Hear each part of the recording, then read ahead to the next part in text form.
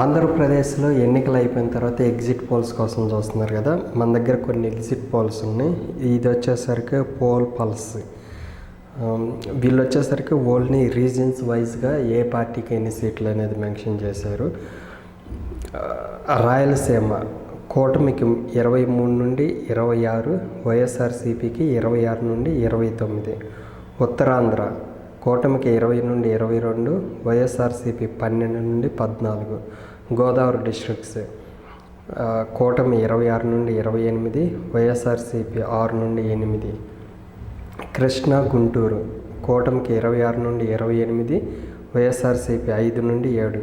ప్రకాశం నెల్లూరు కూటమికి 13 నుండి 16, వైఎస్ఆర్సీపీకి 6 నుండి 8.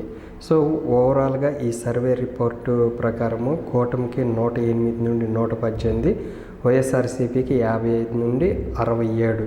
సో ఈ రిపోర్ట్ చూస్తే ఏంటంటే 2019 రిపీట్ అయిందన్నట్టు ఇచ్చారనమాట. సో 2019లో కూడా ఎగ్జాక్ట్గా ఇట్లా 2014 కూడా ఎట్లాగే ఇచ్చారు కదా. సో ఆ విధంగా ఇచ్చారనమాట. సో ఈ రిపోర్ట్ ప్రకారం చూస్తే వైఎస్ఆర్సీపీ ప్రతిపక్షంలోకి వచ్చి కూటమి అధికారంలోకి వస్తుందన్నట్టు ఇచ్చారనమాట.